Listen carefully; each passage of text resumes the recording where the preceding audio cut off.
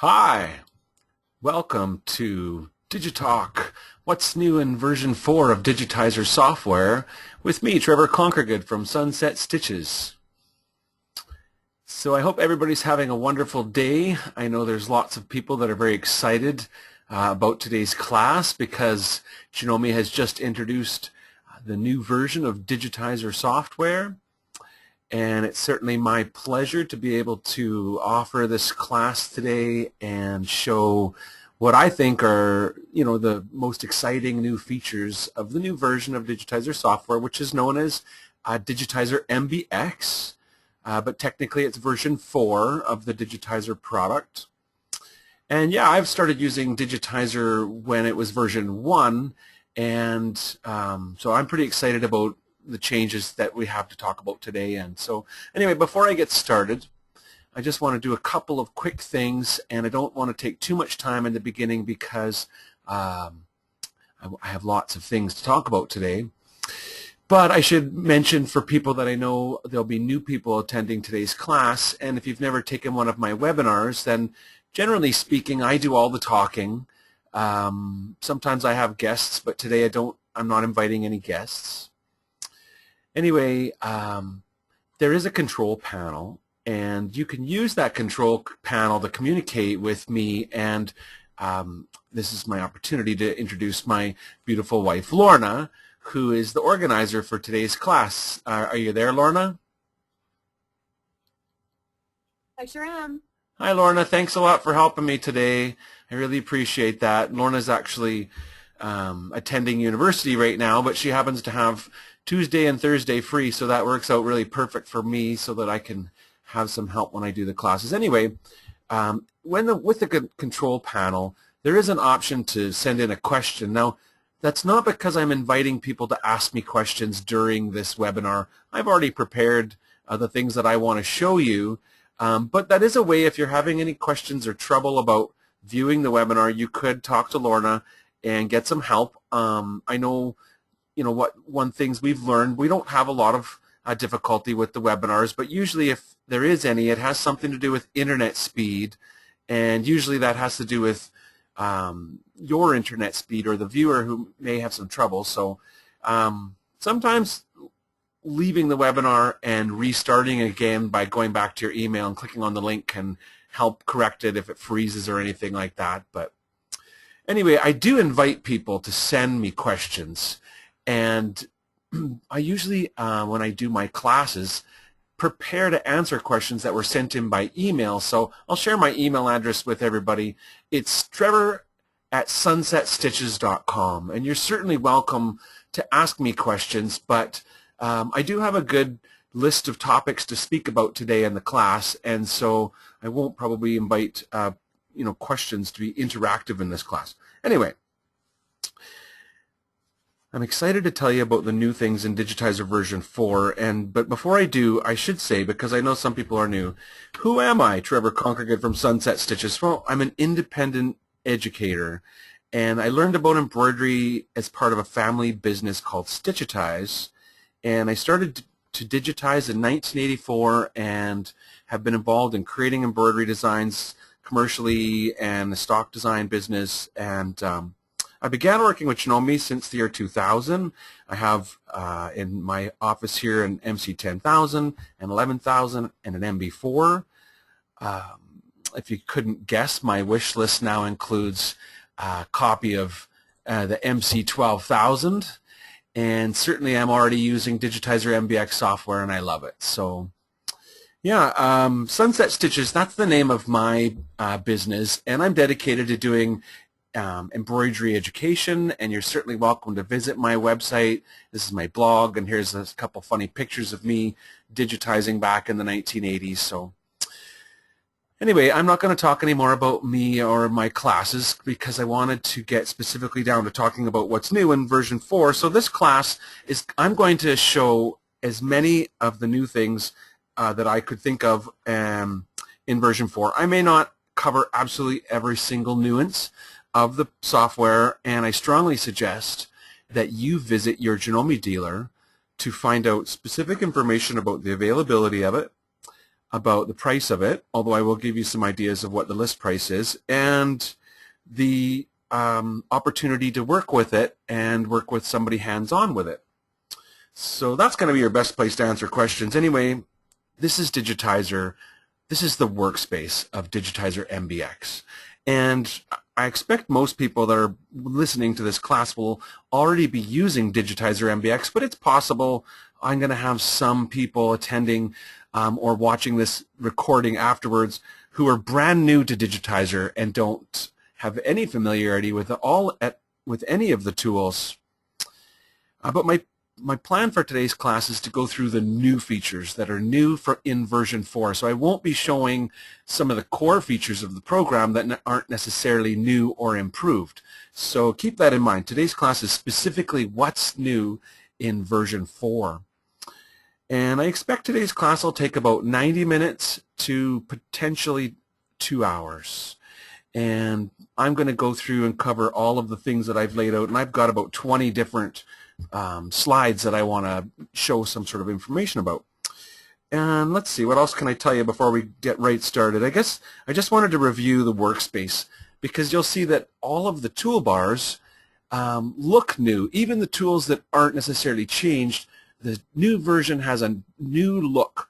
And so just looking around the workspace a little bit, at the top you've got drop-down menus, and under those drop-down menus are obviously all the links to the different features of the programs, but most of those features, not all, but most of them are also found in the tools, on the toolbars. Now, the toolbar at the top here is sort of my standard Windows type things, new and open, cut, copy, and paste. This is your machine selection, which you'll notice right away. I can now select the MC12000. Below that, I have the hoop selection, which it's actually gray or unavailable because I'm not showing my hoop. If I just simply choose to display the embroidery hoop, then you can, choose from the list of new hoops for the new MC12000, or for whatever embroidery machine that you choose, Janome machine, or you can even set this up to work with other embroidery machines and create your own custom hoop sizes to work with your own specific machines. But hopefully most of us are going to be using the MC12000, and that gives us this new amazing hoop, 230 by 300 millimeters. Isn't that huge? That's larger than even the macro hoop, which was a split position hoop, and this is going to sew without any need to change from side 1 to side 2. This is all one hoop. Anyway, you have links to send the design to your machine or write it onto a card, and I won't focus on all the tools, but this toolbar here is sort of your viewing toolbar. Zoom in, zoom out, what percentage am I zoomed in. All of these buttons here are kind of on-off buttons. For example, I have display my grid turned off. I just click on it, and it puts the grid back in my background. I'll just zoom in a little bit. So these are, display stitches on-off, visualizer on-off, which gives you that 3D realistic look, images on-off, vectors on-off, applique fabric on-off, hoop on-off. Over to the right of that, we have some traveling tools, the ability to sort of slow redraw and view your design. This is a lettering toolbar here that I would use to create monogramming and lettering. I have a layout toolbar here. And one thing you're probably going to notice, and even if you're brand new to Digitizer, but specifically if you're already using version 3 or 2, I have my toolbars in places that I like to put them. And that's something that you can control, and they've made it quite a bit easier in version 4 to move the toolbars. You'll notice beside my toolbar here there's a dotted line, and if I just mouse over top of that dotted line, I get a big multi-directional arrow, and I can easily grab that toolbar and move it wherever I want. And for that matter, I could close the toolbar. If it's a toolbar I don't normally use, I can just close it. And then if you want to turn it back on, you can simply right-click over top of the empty space of your desktop and see that, oh, I've turned off my easy layout toolbar, and I can click to turn it back on, and then I can dock it by just clicking and dragging to any place on your screen that you like it. So you'll notice that I place my toolbars in places that are different than the default, and most likely different than you will as well. Over here on the left, I've got my digitizing toolbar. This is all of the tools that I might use to create some embroidery. Behind that I have, I guess, some alignment tools and some image preparation tools, and down at the bottom here I've got sort of my selecting and editing toolbar. I have the combine toolbar for multi-hooping, and you'll notice I have my color docket, my color choice, whatever, toolbar is now placed in the bottom of my workspace, and before in version 3 it was always sort of like a floating one that would be sitting out like this, and so they've made it possible to take and dock the color bar, and so that's kind of a nice new feature. And yeah, so anyway, there's the things that are new in Digitizer we're going to go through right now and take a look at. So I just wanted to make sure I was going to do a little demonstration here. So I just started a new design, and actually instead of starting a design, I'm going to say open. And so that gives me an open dialog box. And you can see here that I can browse the folders of my computer. I'm looking in the embroidery album folder. This is the folder that gets installed with Digitizer software. And this is the one for version 4. And there are a few new designs. I didn't count them. There are a few new embroidery designs that come with the program. I can change the size of the icons. Right now they're large icons. If I go to medium icons, I guess I'll see more of them. If I go to the extra large icons, they'll be much larger. So you get to choose that. Anyway, you can browse through the designs in your computer by using the open button, and you'll notice here it says I'm looking at files of type JAN, specifically JAN format. But if I open this up, I can see that there's lots of formats that I could open with the Digitizer software, whether that be Janome formatted, Jan, Jeff, or there's the new Janome format, the JPX format, which also Digitizer is sort of an integral part of working with the new MC12000. There's the new Horizon Link connection. But you also have many other formats that are available here, other domestic formats, PES, HUS, whatever, other commercial formats like EXP, DST for Tajima. And so Digitizer is capable of opening and saving to a large number of different embroidery formats. So I'm going to open up this doll and maybe just show that I could easily choose an embroidery machine and a hoop size and maybe create a lettering object, and I'll just put in here Digitizer MBX. And I'm going to put it on a free line, but maybe I'll make it a little bit bigger, 20 millimeters, and place it on my screen. And I don't think I like the color. It's too white. It's white, so I think I'll go with something like purple, Janome purple. Anyway, I'm going to choose to put this on an arc, so I'll just change my baseline now. Notice my object is here, but I have my toolbar that shows me the size and all these different settings. Like, for the example, if I choose the Any Shape baseline and choose the Reshape tool, I could easily add a new point, a new node onto my baseline and give it a bit of an arc. So that was just to show that I could easily add some lettering above, and why don't we go ahead and add some lettering below, and we'll say new, oops, that's not new, new in version 4. And I noticed there are several new fonts available in Digitizer version 4. And I didn't count them, although I know there's over 100 fonts that are included with it. I didn't specifically try and figure out which ones were the new ones. That may be found in the release notes, which I'm going to be sharing with you as well. You'll notice here there's some new, interesting new fonts, these run stitch fonts. And if you choose one of the run stitch fonts, you'll see what I mean. So there's new in version 4 in, well, let's change the color to purple. And so you can see here that it's like a straight stitch font that you can use. And even though it comes in as a single run stitch, if I select that object, see the lettering object, and then come to this tool here, it's called Object Details down at the bottom. If I click on that, it allows me to see all the different information about this object. So you can change the settings of your objects. For example, why don't we just do one small thing? So I call it object-based embroidery, and if I simply use my select tool and click on the dress of this embroidery design of this doll, I could ask for the object details.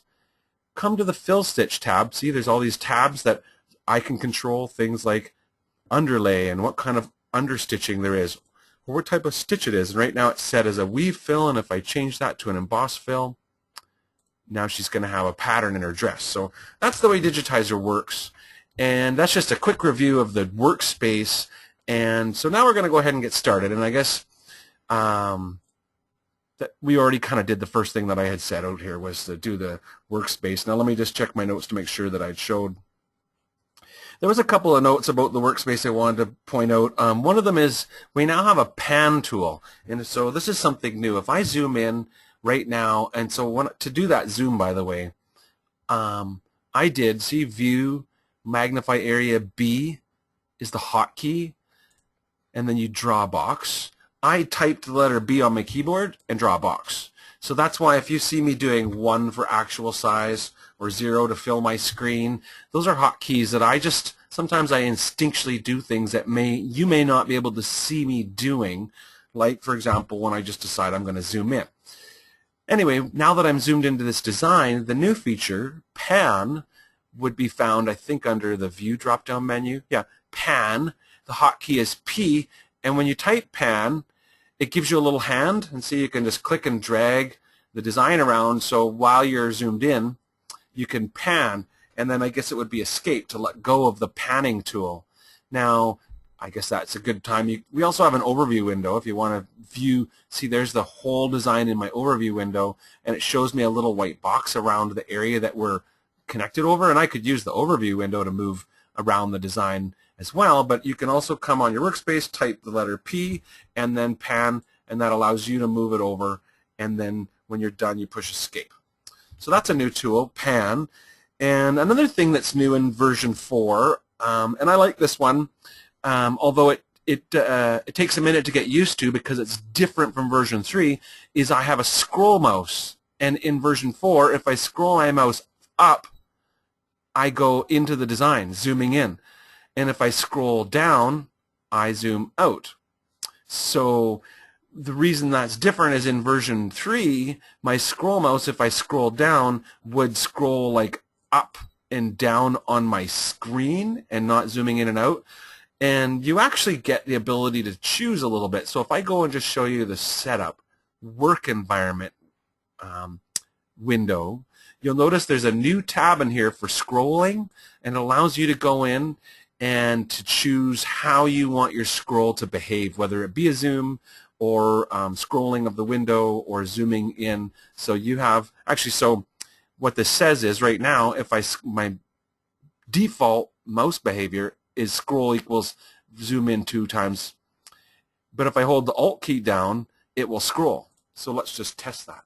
So I hold down my Alt key, and see that now it's scrolling. I don't hold down the Alt key, and I'm zooming. So that's kind of cool. And you have the ability to customize it, I guess is the point. So, okay. Well, that's everything I had for section number 1. So I guess we'll move into the new features now. So the first thing I've got to show is the new, or I guess not new, but improved monogramming tool. Because we always had a monogramming tool, but it didn't have nearly the type of functionality as it does now. And perhaps what I'll do is just close this design and start a new one. I have an empty design here. And so what I'm going to do is I'm going to start my monogramming tool over here on my lettering toolbar. And I get this little monogram interface that comes up. And so you can either work on initials, where you have the sort of 1, 2, 3, or a word if you just want to do the monogramming functionality around a whole word. I'll go with initials. So we'll just go with, how about J, A, whoops, J, move over, A, move over, N. So there's my 3 letters, J, A, N. And I have the ability here to choose a style. So if I click on that and hold, it pops up and gives me 16 different kind of initial layouts. And so you can see that you could place them on an angle, or you could go with the kind of traditional big one in the middle, or a diamond, or I was going to play with this one that's kind of like straight on top and kind of pointed at the bottom. Whatever it is, you have the ability to choose your font. So I'm set up for Bauhaus right now, and you can choose from your different fonts, and it'll change the sort of look of the embroidery. You can choose the size of the embroidery in here, rotating, color of the embroidery, all these types of things. And I have the ability to zoom in or zoom out. Now, there's 3 tabs in the monogramming, so 3 different stages of building a monogram. And the first one is dealing with the actual lettering. If I move over to the next tab, it's for ornaments. And in here, I have nothing really shown. I would need to click Add to add an ornament. So if I say Add, it gives me the option to choose from the different motive sets that come with the software, so the blackwork or the embroidery gallery, or from the motifs, or from a design. So design means from an embroidery design that you have already got in your computer. So you can actually insert any embroidery design, not just the things that come with your software like the embroidery gallery or the blackwork set. So I'll go ahead and choose the embroidery gallery, and it gives me a selection window. And right now they're shown as outlines, but I could choose to show them in visualizers so that it gives me a little bit easier understanding of what they're going to look like. And you can scroll through them, choose something, and then say OK. And so we've added this ornament, and it still needs me to tell it what position do I want it to be. Over here on the side? No, it doesn't quite look right. Do I want it above? Do I want it above and below? So you get to choose sort of how many times you get it. And so I'll just put this little bar above. Now, it's touching the lettering, so I need to give that a bit of an offset. And so I could move that, like, for example, 4 millimeters up by just putting that in here. And maybe I'll go ahead and add a second offset. You know, it's just whatever, like some little flower. And so I say OK, and maybe we'll choose to put that flower below. So like that. And again, I need some offset distance to have it not be touching. And you can keep adding as many borders as you want to. Maybe we'll try the blackwork set, you know, choose a little design or whatever, and put it on the side like this. Notice when I put 2 of them on the sides like this, I can use this to, this is duplicates. They're the same, but I can choose mirrors to make them be kind of opposites of each other. And you also have the opportunity to click here to mirror image the ornament or the little design, whatever it is. And then if you decide you don't want it, you can just hit delete, remove that ornament. So that's adding ornaments. And then we have the ability to add borders. So again, click add, choose the shape of a border, say OK. It opens the border. It's showing me here, it's got an offset distance. The aspect ratio, that's sort of like the shape of it. If I change that to be like, I think I played with this and got 1.4, kind of squished it down a little bit. And then the offset distance, if I move that down, it's closer here. If I move it up like 10, you can see it kind of moves it away a little bit. You could rotate it if you wanted to. This is done as an outline, but if I'd rather have this be a fill, I could fill it in. It's set as a weave fill. I could choose an embossed fill. I could choose modify details to change the pattern of the embossed fill. So if I wanted to put in some other type of pattern, I'll put little hearts in there. I can choose the color of the background so that I can have whatever color I want. And if I add a second border, now I could have a satin border on top. So because the offset is 2, you'll notice that it's just come over here. It's getting like a little bit of a gap. So if I make the offset of this 0, it'll fit it right around the original border. So there I've made 2 borders, a fill and an outline, and a couple of ornaments around some lettering. And I'll say OK. So that's the whole monogramming interface that you get. Now notice here my monogram, if I click on it, it's all grouped together. See, this is my resequencing toolbar, which I can, right now it's sorted by colors, and if I click on objects, it'll show me the individual objects of this design, and you can see here that they're all grouped together. And if I say ungroup, edit, and, sorry, where's ungroup? Oh, not ungroup, sorry. This is one of the new tools, actually. We don't ungroup it. We use the new tool. It's called break apart. So if I click on break apart, it separates that into, and what it actually did was it didn't completely ungroup it. See, the border is still, the background and border, they're still grouped together, and that's like a blue group. And then this little set of scrolls on top, that's still grouped together. And the little flower down here, it's still grouped together. And the word Jan, that's, so it ungrouped using break apart, broke apart our monogram into several different components. So because of that, I could, for example, select on the shape and then use the handles to reshape it to be, an even better fit, I guess. So whatever, you get to build your own monograms. And that's one of the new tools in the new version. So that was the design that we created. So this one's very interesting and certainly will be popular for people that love to do quilting. It's called AMBIANCE Quilting, and it's a new tool that is found on the toolbar right here. Now, just as an example, if I go ahead, let's turn my embroidery hoop back on. So we've got all this embroidery. Maybe what I could do is center that in my embroidery hoop so that it would make some sense. Let's just say this was going to be a quilt block and you wanted to put some stipple around it. You could choose AMBIANCE Quilting, and it asks for the hoop size. Now, this is my MC 11000. I'm just going to cancel. What hoop do I have? Let's make sure I know. Okay, we'll put this in our square hoop for our MC 11000. So if I go to AMBIANCE Quilting, my block size, I'm going to fit the block size to be the size of the square hoop, which is 200 by 200. And you have the style of quilting that you want: echo, scroll, stipple, echo clipped, and scroll clipped. So if I choose stipple, then I have the ability to change the settings for that stippling, the design margin, block margin, line spacing. And when I say OK, there you can see that it added the stippling around that design inside my hoop. So that's the new feature. Now I'm going to go ahead and let me see here. Let's see what we're going to do with that. You could, if I open up another design, and you'll notice that it works with any embroidery that's in the hoop. You don't even have to select it.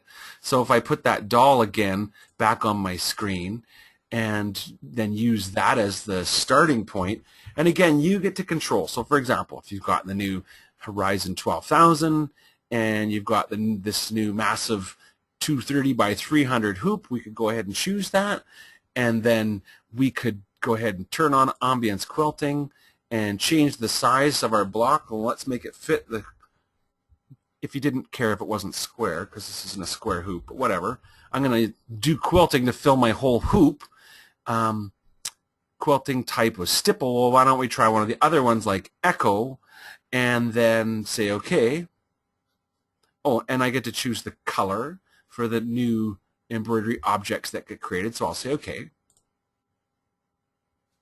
And so you can see what echo does is it goes around the embroidery design a bunch of times, and then it goes around the overall shape of my embroidery block a bunch of times. And you can see, I'm just going to choose undo, the settings for things like the block margin, how far away from the edge of the block will the last line be, and then the design margin, how far from the design do you start making these lines, and the spacing of those lines. And if I choose, I guess, scroll, then you'll see I get a different look altogether. And so that's scroll. Now notice that what it does is it creates all of these lines, but each line is actually comes in as a single run line. But it's completely possible. Now, because I'm in scroll, this is all one line. It just goes around and around and around and around. It's possible to change the type of stitch. So, for example, if I select that object, ask for the object details, it shows me that it's a single run line, but I could choose any of the different lines from backstitch line to candle wicking line or a satin line. So whatever style of line that you want, you can get for your embroidery. So I just chose a satin line instead of a run stitch line, and you can see the difference. So if you chose whatever, the candle wicking line, then you would see candle wicking following along that line. Oops, did I not apply that? So anyway, you can see here that we have lots of different styles of lines that we can create with these lines that get created by the ambiance quilting.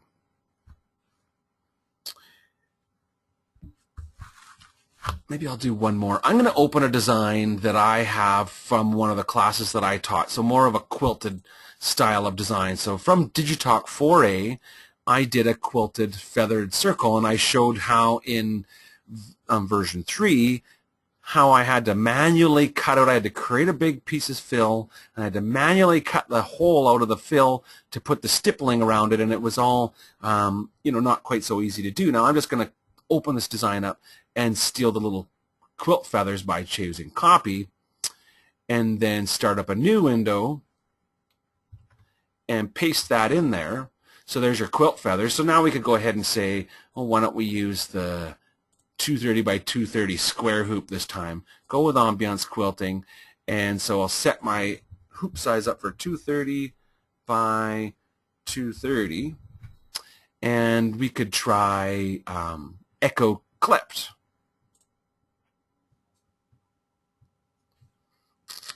And so you can see how that basically, when you go with clipped, it just clips the lines versus making all the sort of rectangles that were coming around it. And you can do the same thing with scroll. So if I do undo, you have scroll clipped. Cool.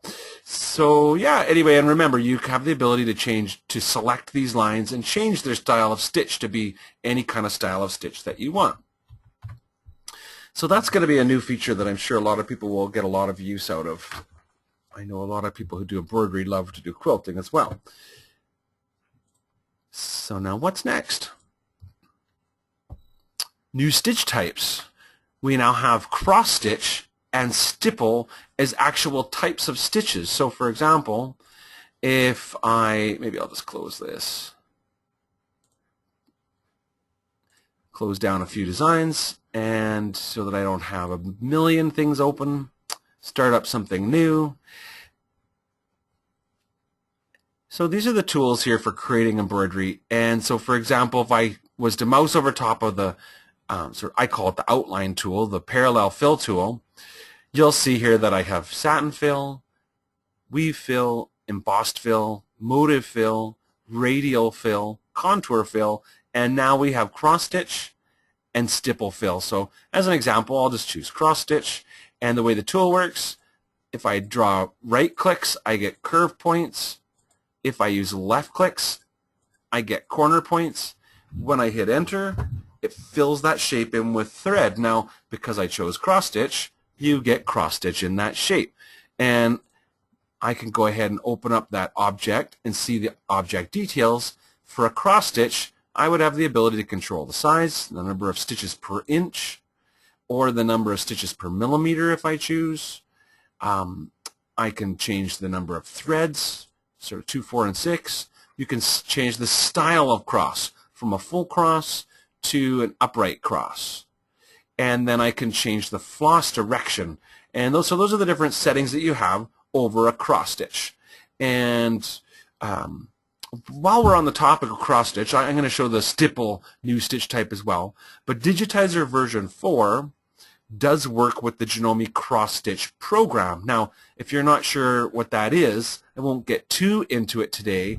It's an add-on. I have the add-on. If I choose File and Cross Stitch, you'll see that a whole other program is available. I believe it costs around $200 in the United States. And this program gives you a lot more different styles of cross stitches, whether there be things like 3/4, half crosses, quarter crosses, mini crosses, double crosses, French knots, and there's all sorts of different ways to use this. So if you're really into cross stitch, that's a plug-in or an add-on to the Digitizer. And if the good news is, if you purchased that add-on for your version 3 Digitizer and you upgrade to version 4, that cross-stitch functionality will automatically come with it'll automatically be available to you after you do the upgrade to version 4. So I checked that out because I had a couple people ask me that question already. Anyway, that's the new cross-stitch tool. Again, if I open the object details and instead of cross-stitch, I can now choose stipple. Now we had stipple in version 3. The only difference was in version 3, the stipple tool that we had, you had to apply it, and if you didn't like it, you would undo and reapply it. And this time it's actually a type of stitch, and it gives us the ability to come in on the fly and change these types of settings. Like if I change the loop setting to a smaller setting, you'll be able to see some very small stippling show up in the shape that I had made. If I make it bigger, it was kind of a small shape to fill with stipple. Then I could have a smaller loop spacing that would look, more appropriate for the size of the shape. So those are the two new types of stitches that are available in version 4, cross stitch and stipple. Now I think I was going to do a quick demo, so I'll open up from the embroidery album. Where is that? There's the embroidery design here called Beach. And just to show how easy it is to make something that's regular embroidery be something like cross stitch, I'm going to change my resequence view to be colors, and I'm going to select on the color red, and I'll hold my shift key down, hold the color blue, maybe even the color yellow. So I've got 3 colors selected. I'm going to right click and ask for the object details, and I'll just change that to be cross stitch. And when I say OK, it's done. I could take the ground, just select this one object for the ground, right click, object details, change it to be stipple fill. It's not a very large area. Maybe I'll use some lightweight thread, like 60 weight thread, and I'll go with 3mm loop spacing. So you can see here how that kind of works. And yeah, so anyway, that's the ability to convert existing embroidery to the new types of stitches. Great, so what is next? Improved color matching. So this is new. This is not new, this is improved. But what I can do is show you, if you go to Setup, you have the ability to manage your thread colors. And generally speaking, your template normal, when you start a new design, it's generally based upon a template called normal. And when you use template normal, your thread colors will be based upon the Janome thread chart, and you'll automatically come up with 78 colors. You can increase that to be, I believe, up to 120 colors. And you can choose from many different styles of thread charts, whether it be Madeira or Marathon or Robeson Anton or all these different brands of thread that are loaded in the software. So if I go ahead and choose, I've got up on my wall behind me here the Robeson Anton rayon. So I'll choose that. So here's the threads that I've got. Those are my thread colors that match on my wall. And here I've got the Janome ones. Well, I could just simply say match and replace all, and it would update all of my colors to be now in the Robeson Anton colors. Or you could do it manually, and you could even build your color chart to have some Robeson Anton colors, but then maybe you also had some whatever, Marathon or Madeira. So maybe I've got Madeira shades, and I also have this Madeira red that I'd like to replace this purple. I'd like to replace the purple with this Marathon Madeira red, so I'll just replace it. So you see here I've got a Madeira red and I've got a Robeson Anton red right side by side in my color chart. Anyway, whatever, when you say OK, then those become the colors in your color chart. So you can see now I completely customize those. And again, if you go to your, so what's improved is the color matching, is the ability for the software to understand and match the colors.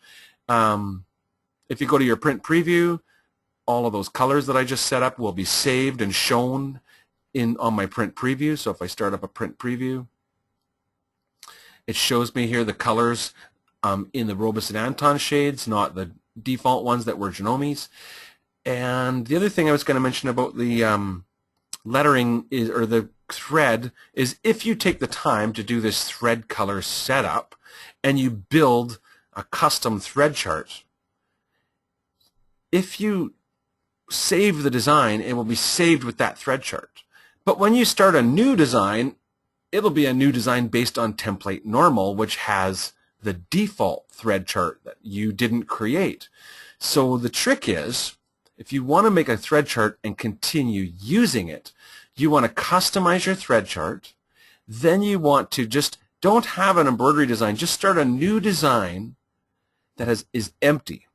Go in, manage your thread colors, and then when you're done managing your thread colors, choose File and Save As, and save it as a template, JMT.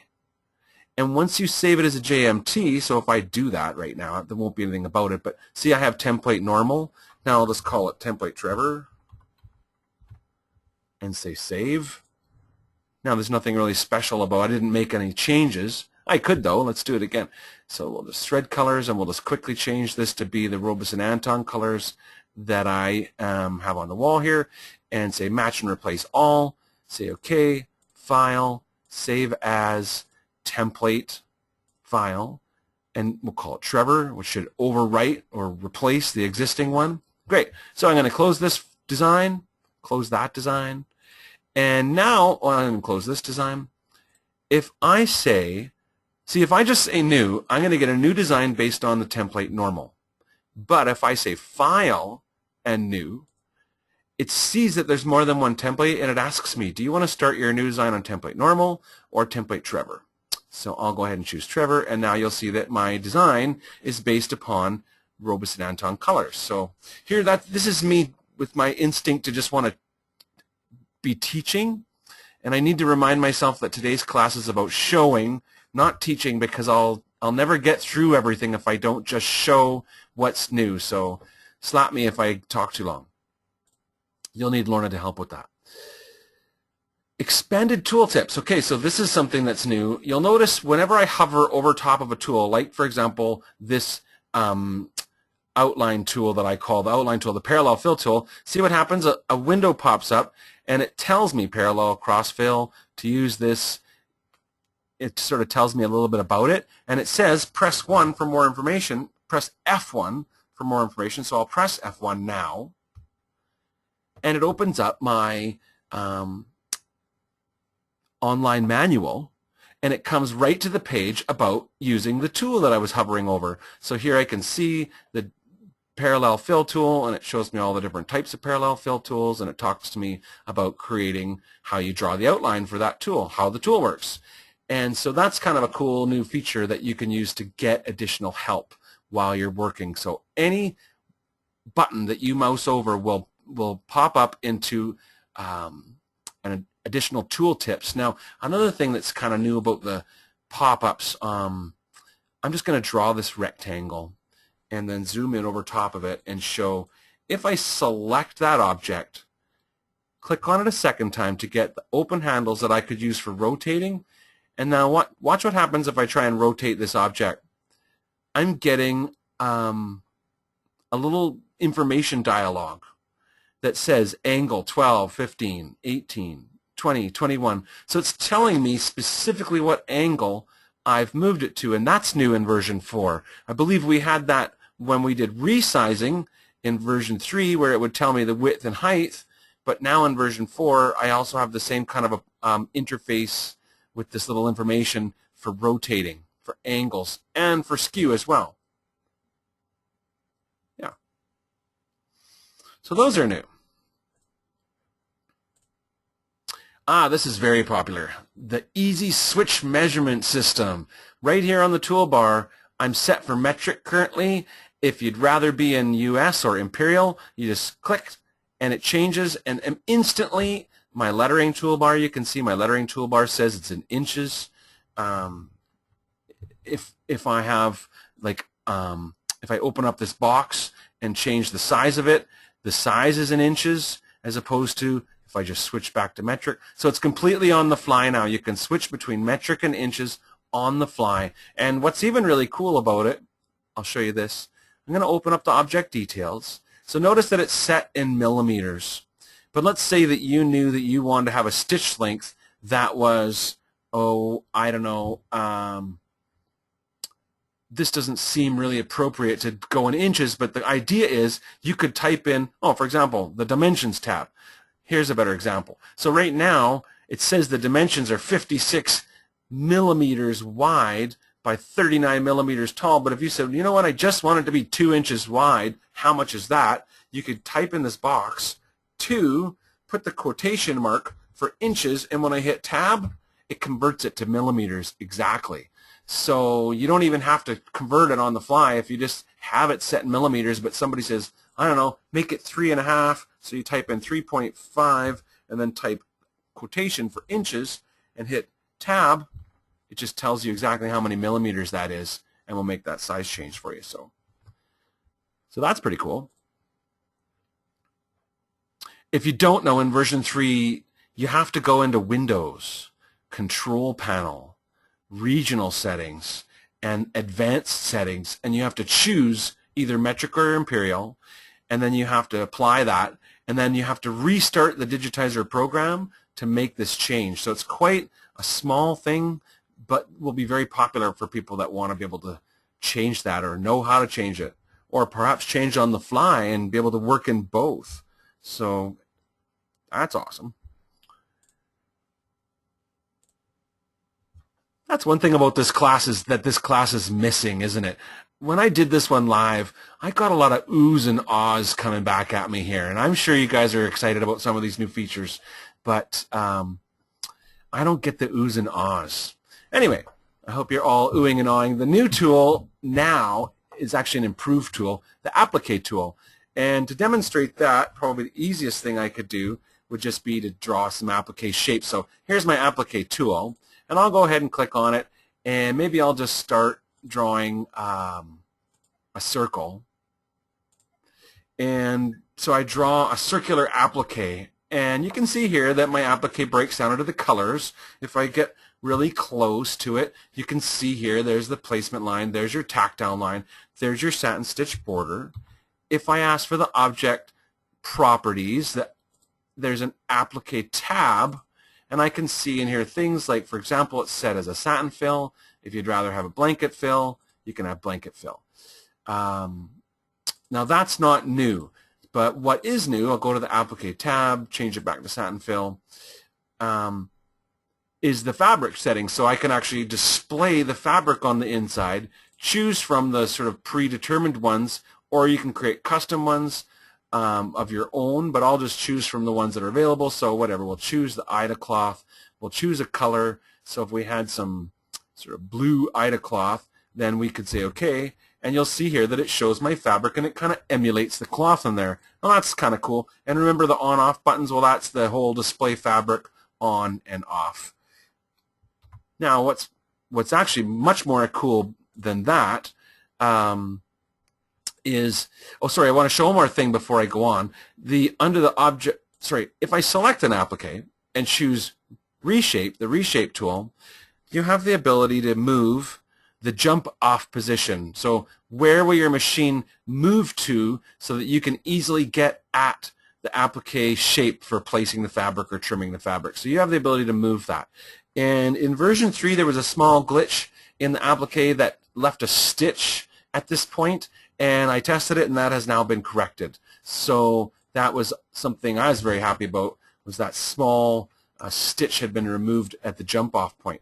Now another thing, if I draw another applique shape, so I'll just go ahead and draw some kind of applique shape that's going to overlap with this original applique shape. So there I have my second applique. I'll select that and give it some fabric too, so you can see that one is over top of the other. So we'll go with, I don't know, fleecy instead of that, and we'll choose a color, pink or whatever. So now you can see here that I have the two appliques, but one thing that it's showing me is that the blue applique, which is underneath the pink applique, it still has its satin stitch border. And the stitches are not removed, but that's the new tool. So if I select both of these applique objects, and here's the applique tool, but if I click on the tool, remember, anytime there's a small triangle on your toolbars, you need to click on that to show the other options. And by the way, they've made that a little bit easier to do. If you just simply click and hold on the tool, So you don't have to specifically get right on that little black triangle. I think that was something a little bit difficult in version 3. It's a lot easier in version 4. Notice under Applique that I have a new option called Partial Applique, and I'm just going to click on that now. And you can see what it did. Here, where the first applique is underneath the second one, it removed the satin stitch outline so that I no longer have the satin border in that area there. So that's something that's really awesome, super easy to use, and very valuable as far as I'm concerned with getting some mileage out of that tool.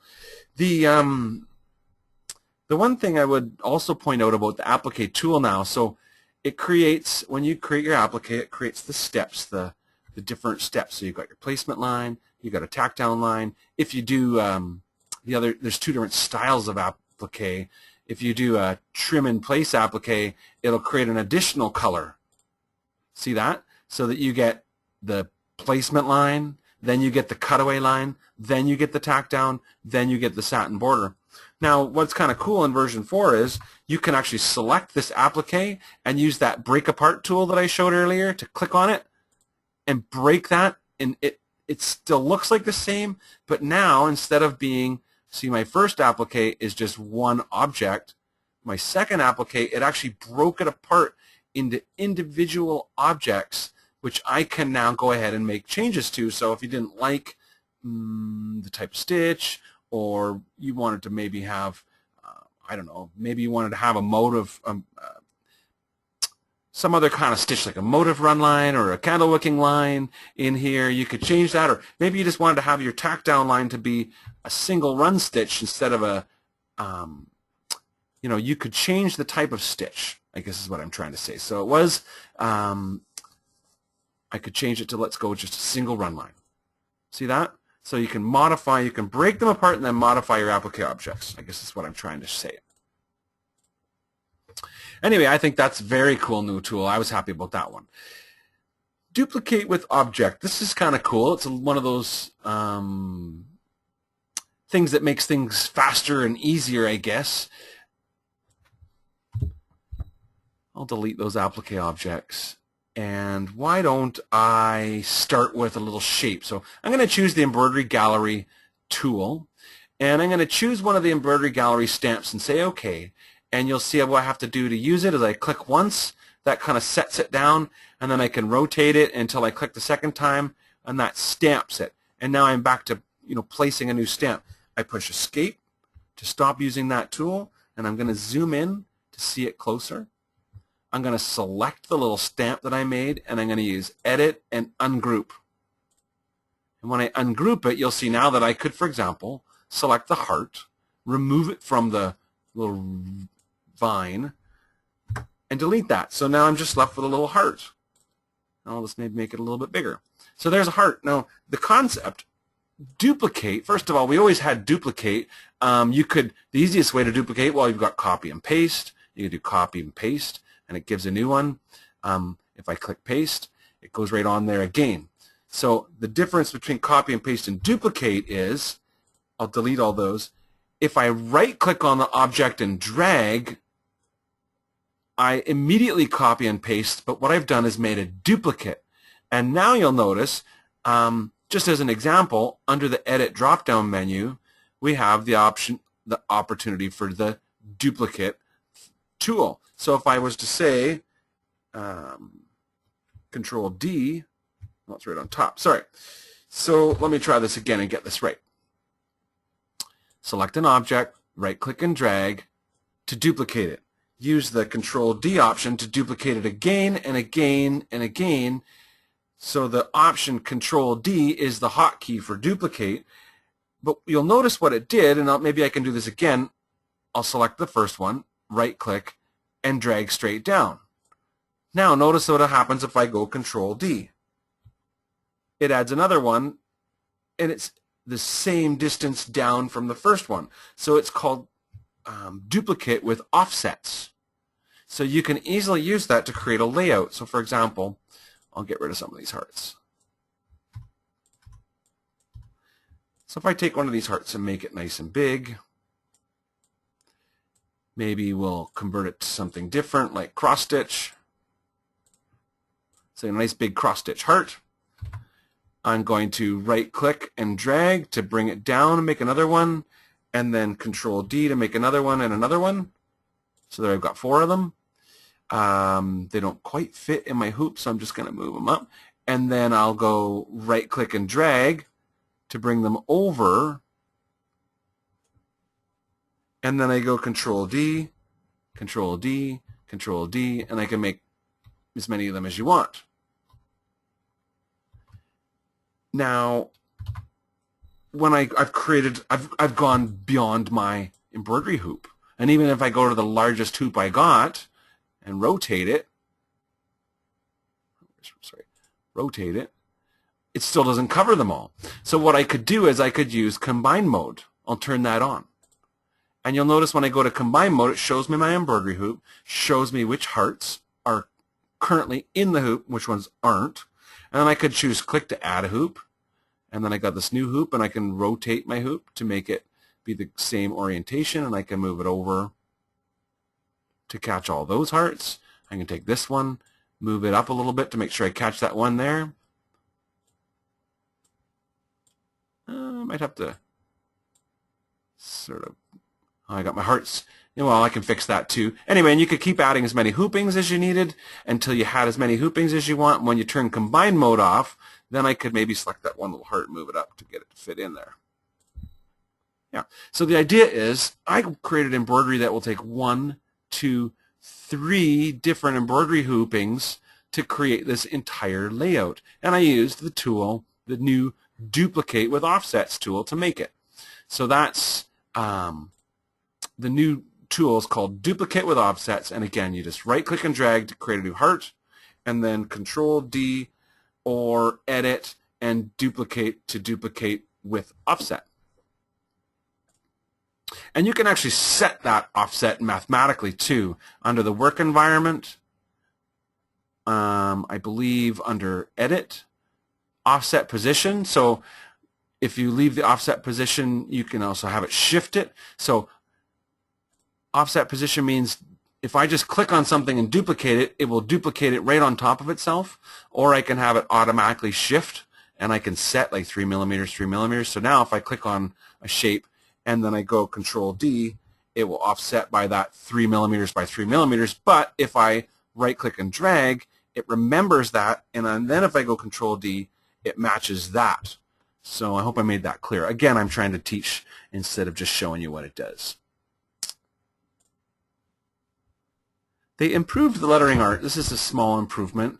Not that it isn't a good improvement. I just mean it's not a lot to take to show you this. I'm just going to start a new design, or we'll close this design. Let's do that. Yeah, we'll start a new design. And so we'll put some lettering. I'll create a lettering object.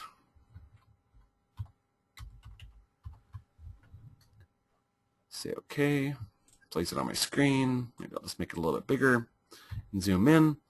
So the idea here is we have lettering art, and we always have had lettering art, so I could go ahead and choose lettering art, choose diamond, and apply, a diamond shape to my word. What's new is I can finish doing that, and then I can go to lettering art, and I can add another lettering art. So if you wanted to do, I don't know, diamond and straight or diamond and curve together, to create some kind of new look to your embroidery, you could do that as well. So the idea is you can combine more than one lettering art together, and then when you're done with that, you can go, well, no, I can remove just the last one that I did, or I can remove them all and go right back to no lettering art. So that's a small change that they improved the lettering art tool. This is a big one. In fact, I think this it's gotten really good the way it works. I'm going to just select this object and delete it. And why don't we just start by choosing an image, insert image. And again, I'm going to browse to my embroidery album folder, the folder that comes with the software, and I'll select the Tiffany lady's head. And so let's find a hoop she fits in. Now, we've always had an automatic digitizing tool. I'm going to go ahead and click on it right now. But what you can see is it looks a lot different the way that it appears. And so here we have the Click to Design fully automatic digitizing tool. And what you can see is the software has gone through and it's automatically reduced this image to 9 colors. And you can see here, there's the 9 colors, and you can see that there were 10 colors because it's reduced the blue and the purple to just be one color of blue. And so if you decided, no, I really want all 10 colors, you come up here, you click on, you either have Add Color or you have Add Colors. And this one here is for when you're using like images that have hundreds of colors. You can actually click and sort of drag to cover an area, and it will take all the colors from that area and build them into one color. This graphic doesn't really let me to show that, but it does allow me to add a single color. So if I click on that, you can see here there was the blue that we have, but it's this purple that's missing, and I can find the purple there. I just go over the purple and click, and I've added that color, so I now have that color added to the design. You can zoom in, so for example, you can now get a little bit closer to see exactly what you're doing. You still have that automatic color reduction thing, so if you want to automatically reduce the number of colors, you can do that, and you can see that it just takes that out. So whatever you do, the other thing you have here is a omit column, a fills column, and a details column. And this is suggesting that we omit white because it's mostly that background color, and filling in all the sort of colors, and then it's got black as a detail color, which in a lot of designs black is a detail color, so that's sort of a default. Now you have some stitching options. These are the same as before, whether for outlines and borders. It's either auto detect or I can tell it what I want. So, this is adding outlines and borders, and then it's the details, satin stitches. Nevertheless, let's just let it go ahead and do its thing, but this is different here. I'll do this a couple times just so I can show some of the small things that you can do that make it really easy to do things. So, for example, the software has now created all of the embroidery objects based upon the colors of the graphic. And the first thing that I don't like is that because black was picked as a detail color, it does black last. Detail kind of means sew this last. And so you can see here that, where these flowers are, that they're sewn first and then the hair is placed over top. And just three-dimensionally, it just doesn't seem right to me. So I'm just going to choose Undo, and we'll do the Click the Design tool again. And this time I'm going to tell the black to not be a detail color. So I'm just going to change it over to the fills color. And in fact, I would really like to have some of these flowers be for sure up on top of the hair, so I could choose those to be the detail colors. So, for example, I can click on this pink, make that one a detail, click on this kind of honey color, make that one a detail, this pink, make that one a detail, the blue, why not, make that a detail, whatever you want. And the other thing I could do is say, well, geez, maybe I don't want to sew 3 pinks. Maybe I'll take these 2 pinks and put them together. I'll click on the second pink, and left click and drag it over top of the first pink and let go, and you can see that I now have pink number 3 is these 2 colors, and if I wanted to make this purple the same color, do it again, and now you can see that I've reduced this color number 3 is all of the pink, pink, and purple. So that's how it works. You can easily sort of take a little bit more control over this step. Now I'm going to say OK again and show you the difference in what I just did. So because I asked for black to be a fill color, and then I had these flowers coming as detail colors, now you can see that it's placed the flowers on top of the fill. So that was just a simple way that I could take some more control over the way it worked. And yeah, so why don't, let me just look at my notes here. Yeah, there's another thing. The new tool, it's an improved tool. It's called Remove Overlaps or Fill Holes, and it's now been added to the toolbar. And just as an example, this is a good place to show it. So I automatically digitized this design, and you can see here it's like 16,343 stitches. And yet when I look really closely at these flowers, you can see here that the software has cut these little holes out that if I measure them, they're like 2 millimeters. This 2mm satin stitch, but the software went and cut holes out for all of these little things. And one of the things that I love to teach, and you know, my Digitizer workshop classes, I often talk about layering and about placing embroidery on top of embroidery and not always cutting out holes. And just as an example, if I select this piece of hair right here, and I use this tool here called Fill Holes, notice what happens. I'm just going to click on it now. Okay, so I'm going to take a close look at this part of the embroidery, and now you can see that where there were holes behind this flower, there now are none. But what's really amazing about it, I'm just going to undo that. Notice my stitch count. It's now 15,149. What was it before I cut the holes out? 16,000 and something. Here, I'll use undo. 16,343 stitches. I selected one little piece of weave fill for this lady's hair and asked it to do, fill holes. And it removes over 1,000 stitches out of this design. And this is just a small design that fits in a 140mm hoop. So again, that's the teacher in me always wanting to get back to showing people how to create embroidery designs and what makes an embroidery design a great embroidery design. But these are some of the new tools that we have, and one of them is called remove overlaps and fill holes. So that's been improved a little bit. So let's go on to the next tool. Okay, now this is one that I love, and for anybody who's been participating in some of the classes that I do teach, you'll know I love to talk about stitches to objects, or the general idea is you've received an embroidery design from some source, whether it be one you purchased or downloaded, or a friend gave it to you, whatever.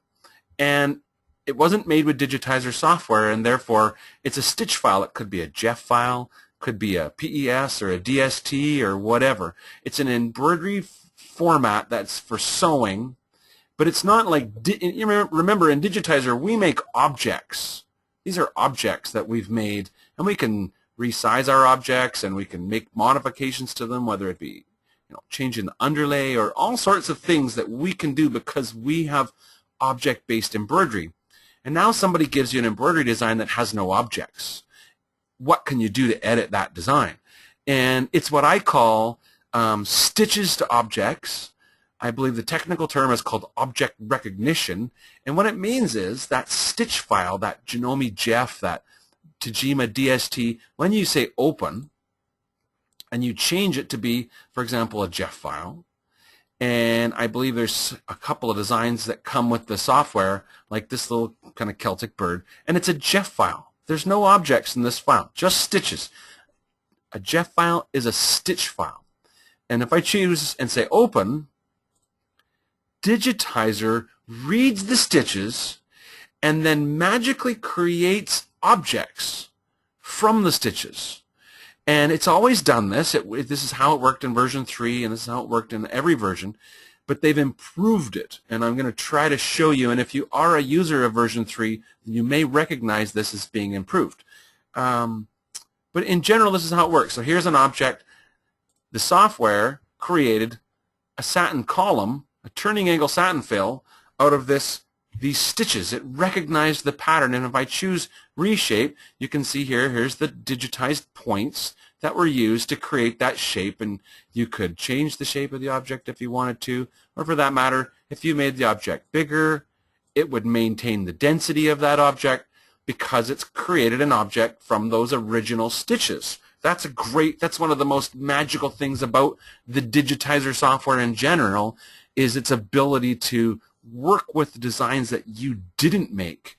And so, for example, I could choose this design, I could choose an embroidery hoop, and I could select the design and make it larger, and it generates all new stitches based upon those objects. Now, one of the things that you might recognize as being improved would be, for example, why don't I select this object right here, this one right there. It's a large piece of fill, and in version 4 you'll notice that it'll actually, I grabbed the wrong object, this one. I'm going to move it over, and I'm going to zoom in on it so that you can see that the software created an actual parallel fill object for it. Now, in version 3, you probably would have had a series of small objects. There might have been an object for this piece, and an object for this piece, and an object for this piece, and then an object for this piece. But in version 4, it actually understood that that shape was a parallel weave fill, and it created an object outline. And so the difference is I could now select reshape of this object, change the stitch angle. I can choose the new entry point or exit point. So those are edits that I can do because Digitizer understands that this is a parallel weave fill object that is made into a complex shape. And that's the difference that in version 3, and there's probably lots of differences in the stitches to objects recognition, but that was one that I could easily show you. And so when you buy Digitizer software and you have to agree to all the terms and conditions, if you actually look at all that gobbledygook text, there's like patent after patent after patent, and the things that are patented are this type of stitch generation, the guts of the software. It's one of the best parts about the program. Anyway, you might notice if you're using version 3 that that reshape view has also been changed. So here we have the green diamond for where will this start sewing, and a red crosshair for where will this finish sewing, and rounded points are shown as blue, and corner points are shown as yellow. So in the before, rounded points were shown as circles, which they still are, but they were all gray, and corner points were shown as squares, which they still are, but they weren't color-coded. And so these things have been color-coded to be, I guess, just a little bit easier for you to see. And so that's new in version 4 as well. You won't find that on everybody's spec sheet because it's kind of a technical thing that only the geeks will care about. But improved object recognition. So that was something great to see. Now, this one I know will be popular. It's called Always Trim. We actually have a button now to force the machine to trim. And to clarify, I should clarify, on an embroidery machine, your machine determines when it will trim. And your machine will determine that based upon jump stitches. So to activate a thread trim, you need a series of jumps. And that's something that you can change on the machine, the sensitivity level. If your machine has a specific setting, how many jumps to trim, it's usually set at 3. You could change it to 4 or 5, and you would get less times when it was trimming. Your machine may be a slider that says more sensitive or less sensitive. More sensitive would mean less numbers of jumps. Usually the sort of magical number is 3 jumps equals a trim. And just to demonstrate that, I'm going to come into here and start a new embroidery design. So I'll close some of these so I don't get too many open. Say new, and I'm going to, just as an example, I'm going to create a rectangle, and then I'm going to create another rectangle. And I'm going to zoom in closely over my 2 shapes. Now, when you have the visualizer turned on, you don't see connection threads. So I need to turn visualizer off. And here I can clearly see that the first square finishes sewing on that corner and then jumps to this corner where this object starts sewing. And what you can see if I look a little bit more closely is that there's a little triangle here and a little circle there. The triangle says I'm going to make a knot, a tie off right here. And the tie off will be a series of 4 stitches, 1, 2, 3, 4, all on basically the same spot. And then the little circle on this side says I'm going to tie in 1, 2, 3, 4 stitches before it starts sewing the object. That's the tie off, that's the tie in. Now, the jumps are in between. And to see them, you need to turn on, so view, display needle points. Now, all the needle points are shown in white, and they're a little bit hard to see because I'm on a light background, so I'm just going to hide my hoop, which will give me a darker gray background. And notice, I'm getting even closer, there's the last stitch of the design, and you've got 1, 2, 3 jumps before the next object. Those 3 jumps ensure you'll get a thread trim. So if my thread is closer together, so if I select this square here and I move it closer together,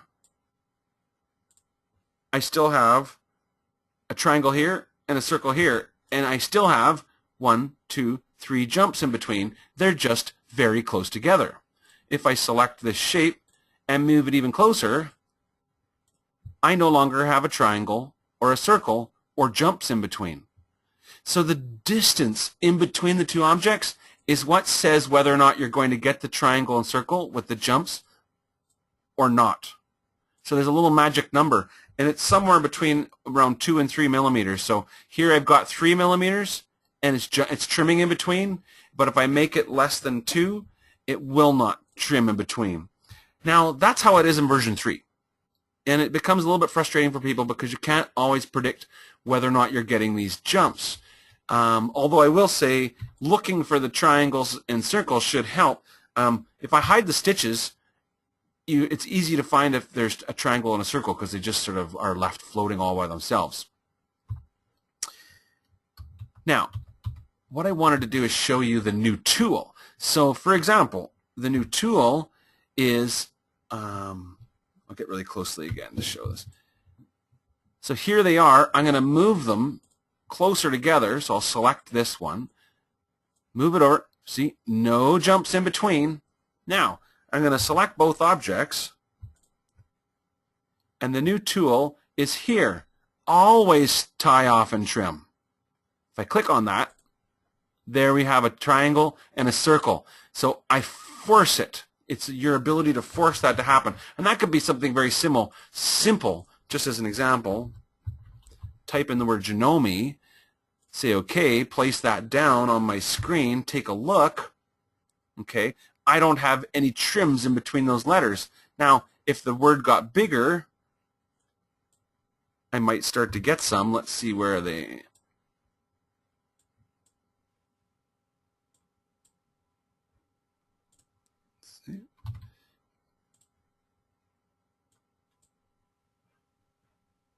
Just making it bigger. Okay, now I'm starting to see some. So for example, here's the word. I've got a tie off and a tie in between the J and the A, but I still don't have them between any of the other letters. And just looking, if I measure, oops, I got to get closer to do this. B for box, get really close. M to measure. The distance between this letter and the next letter is just around that 2 millimeter mark. And that's why I don't have a trim. Now, if I was to, for example, select reshape and move the letter N further away from the A, there's the triangle and the circle. But I don't have to do that anymore because I can just simply select the word, choose this always tie off and trim, and now between every single letter I have the tie off and the trim.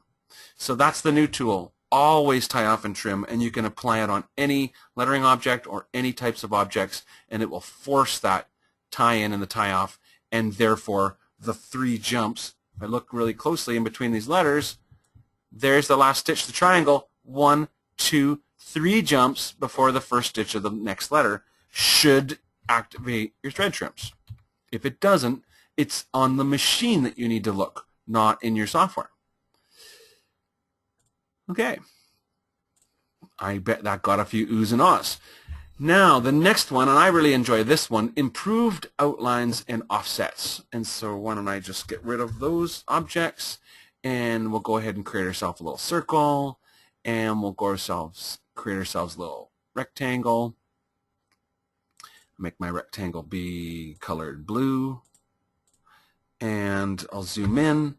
I'm going to turn off the needle points because I no longer need them, and that's on my keyboard. That's the period. I can just click it to turn it on, click it to turn it off. All these are hotkeys. View, so needle points is that. Visualizer is T. Display stitches is S. Display images is D. And so I know those things, and I know to type S to see my stitches. I know to type T to see my 3D, and I know to type period to see my needle points. So anyway, offsets and objects. For example, here I have the tool outlines and offsets. And if I just simply select on a shape, one shape, turn it on, I could add an outline or an offset to that shape. An outline will be an outline right around the shape. An offset will have a distance between that and the shape. So for example, if I say offsets 3 millimeters, the offset count of 5 gives, and I'm asking for a single run line in red. Why don't we make it black so we can see it? And I have the option now. I'm only doing one object here, the circle. So we'll come back to this in a minute. I'll just say OK. So there I get 5 new circles around my shape. Now I'm just going to hit undo to get rid of those. So now what happens is I can select 2 objects. See, I have them both selected. And I'm going to choose the tool. And so now I'll do offsets again. So we'll do the same 5 offsets at 3 millimeters apart. But now we have the option, because there's 2 objects, of either individual offsets, which means it will go around each shape in full, or welding them together and making it like a common offset. So why don't I try individual first and say OK. And see, it gives me the circles around the circle, and it gives me the rectangles around the rectangle. If I say undo, select the 2 objects, run it again, and instead of, so I'll do everything the same, except for I'll just change this to be common offsets. And now you'll see that it'll only go around the common shapes. And so I also have the opportunity to do the same thing with the outlines. So instead of offsets, if we do outlines, you can choose satin line for your outline, or run stitch line, or back stitch line, whatever. Satin line, let's get a black satin line. And again, it's individual all the way around both shapes. It's one common outline, or it's an individual outline around the top shape and trimming the back shape. So I'll show all 3. So we'll do a satin line around both shapes in full. And you see here I got a circle with a circle border and a rectangle with a rectangle border. Now I'll say undo, select them again, go to the tool, show the one for common outlines, just gives you an outline around the common shapes. And then the third option was trimmed outline. And if I say OK, you'll see that the circle is trimmed where the satin border of the rectangle comes over top. So that's been greatly improved. And of course you can combine the 2. So for example, if you want to say Control A, run the offset tool, and have an offset around the common shape, and an outline, a satin outline in black around the common shape, an offset in black set at 3 millimeters in a single run line. Why don't we go with a back stitch line to get a little bit more sort of substance to the stitches, and say OK, and it will quickly give me all of those different things. Now, these offsets are individually selectable. See, it makes an individual object for each one. So if you decided, well, I'd really like to have the outer one also be a satin line, I can make that change.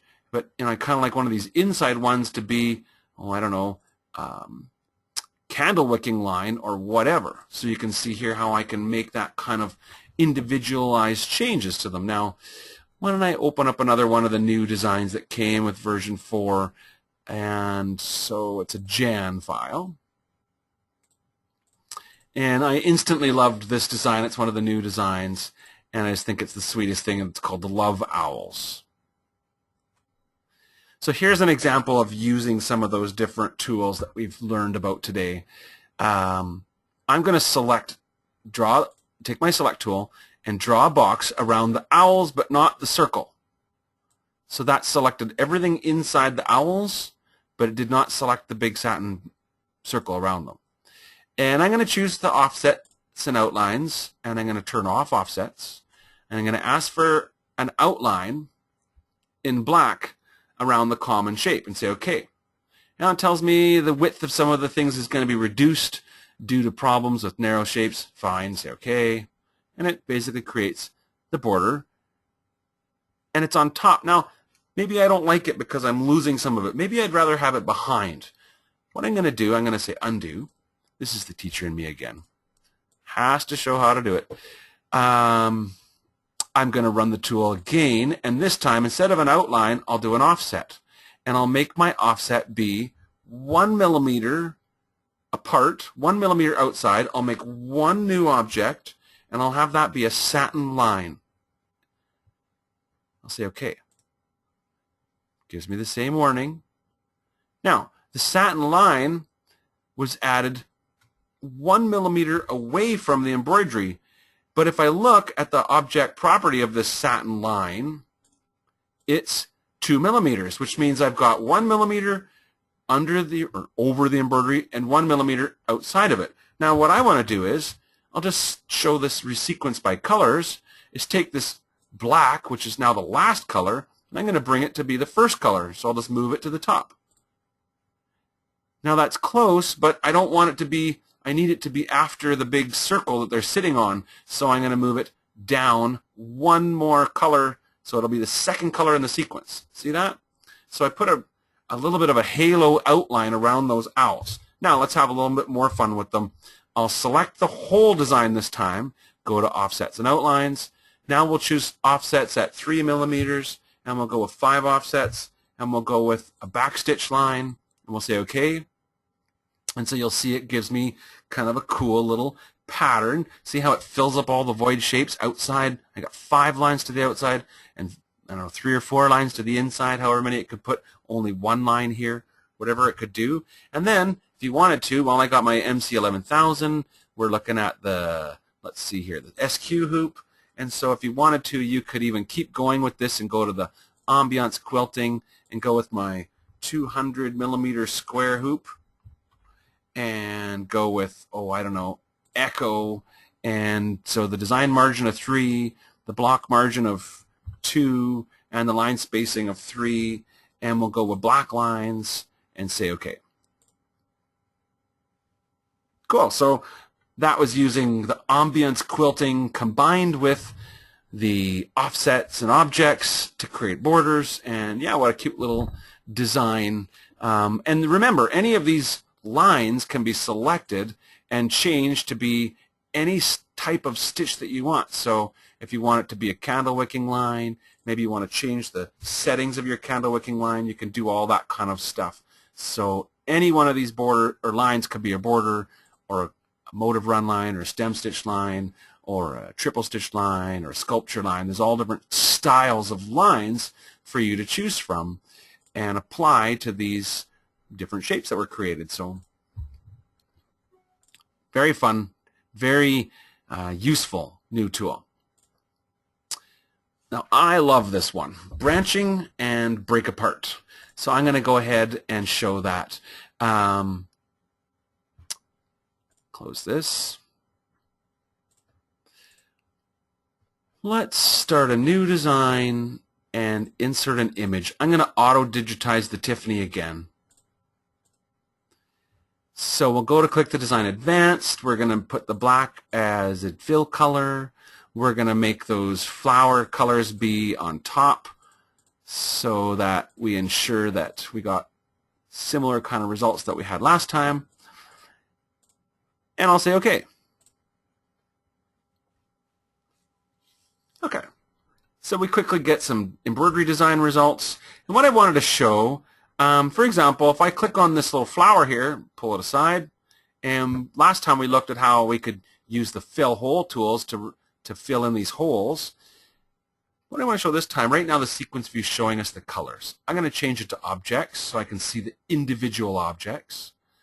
The object I have selected here is highlighted, and what you can see is that the object type, this is something a little bit new. It's got 2 little arrows pointing together. That represents, you could call it a group or a cluster of objects.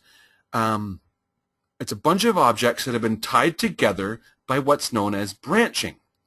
And what's great about branching is it enables the software to learn the travel stitches necessary to connect it all. In other words, if I turn this visualizer off and we take a look at this flower, you can see here that this flower starts sewing right here, and then it probably walks up, does this flower petal, walks over here, does this flower petal.